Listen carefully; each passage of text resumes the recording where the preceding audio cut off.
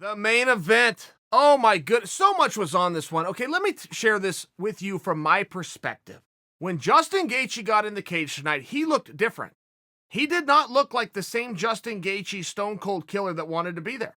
He sounded different all week. He was saying things like, I have 10 to 12 minutes in me. I have to get Tony out of there. If I don't, it's probably going to go Ferguson's way. He was saying things like, Tony Ferguson is a harder puzzle to solve than could be. Very complimentary, very nice. I don't think it was gamesmanship, guys. Even in hindsight, I do not believe it was gamesmanship. I do not believe that Justin Gaethje just surprised the world tonight. I believe he surprised himself. Justin Gaethje went out there. I think that he was pretty right with his guess of 10 to 12 minutes. Now, that was an old quote when the fight was supposed to happen at the 18th of April. With these 3 extra weeks, of course, that gets extended closer to 17 or 18 minutes. But let's be very fair.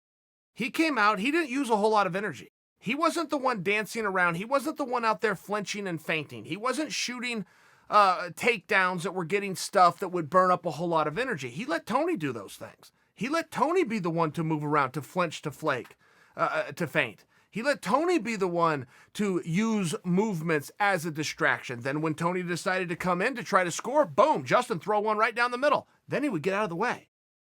The other thing is Justin Gaethje did not throw one single air ball tonight that I saw.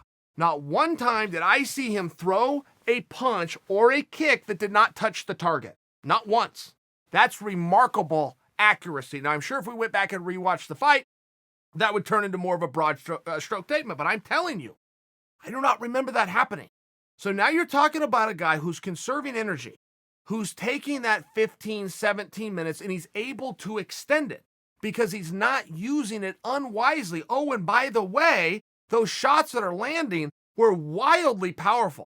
And I do not have very many critiques that I could ever give to Tony Ferguson. Tony Ferguson is a guy that you study. Tony Ferguson is a guy that you copy. If I were to give a critique, look, he avoids the basics. The basics are put your hands up and your chin down. Tony doesn't do that ever. Not just tonight. That's just not something Tony does. He likes to hold himself in a different posture, a different stance, so that he can attack you from different angles. But when you play that game, you do get hit a lot. Tony has a history of getting hit a lot. He has a history of having a remarkable chin who can take a lot of shots. But Justin was a little different tonight. Justin just wasn't willing to burn any more energy than he had to. And every time he needed a power shot, he had it. He did not pepper. He did not dig to the body. He did not look to distract you with some jabs to come with something hard. Everything was hard. Boom, boom. Everything he did was hard. Everything he did had bad intentions. And then he calmed back down. And he let Ferguson move around. Sometimes Gaethje would even back up. Well, you're not in a whole lot of danger.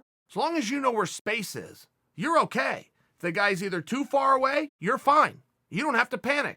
If he gets right up to you, boom, boom, you got to fight. And that's what Gaethje did so well. And one thing that Gaethje did that is remarkably different than other fights, Gaethje would always give you 2 punches if he could just get 1 or 2 in himself. Those aren't great odds. When you're as tough as Gaethje, when you're as durable, when you can hit as hard as he does, you can see where that game works out over time. But you can also see where there's holes in the system. Gaethje fixed that tonight. Gaethje did not. Clayton Hires would call this, you don't rob the store, then stick around and wait for the police to come. That would always be his analogy, something funny so you'd remember. But what he's talking about is you don't go do something to a guy and then stand there and let him do it back to you. You do it, and then you get out of there before the police come. That was always the joke, but I offer that to you because I think you guys will remember it. You don't stand around and look at your work. That's more of a boxing term. That's more of a Teddy Atlas term. What I'm saying, guys, hit the target, don't get hit. That is the game. You can discuss this until you're blue in the face. You can come up with strategies, all that you want. At the end of the day, the game comes down to this. I touch you, and you don't touch me. And whoever's that favors at the end of the night is going to get their hand raised. That's all Justin Gaethje did tonight. It really was. And by the way, I'd be remiss if I didn't add this. That was not the best that Justin Gaethje can fight. That is one of the best Justin Gaethjes we've seen, but that is not the best that Justin Gaethje can be. It just simply isn't.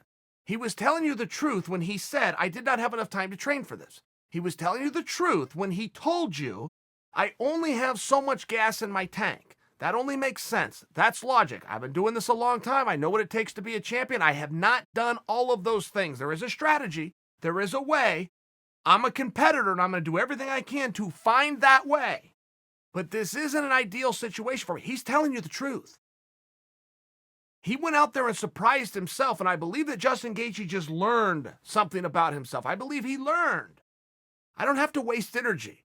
If I can keep this guy guessing, if I can control range with my eyes and see when he's coming in, touch him, and get out of the way, time ticks by means rounds tick by, which means the fight ticks by. And when you're fighting in a fight that is for a championship, you now have a title. He not only has the title of interim champion, he has the title of #1 contender, which means he has the title of the next opponent for Khabib.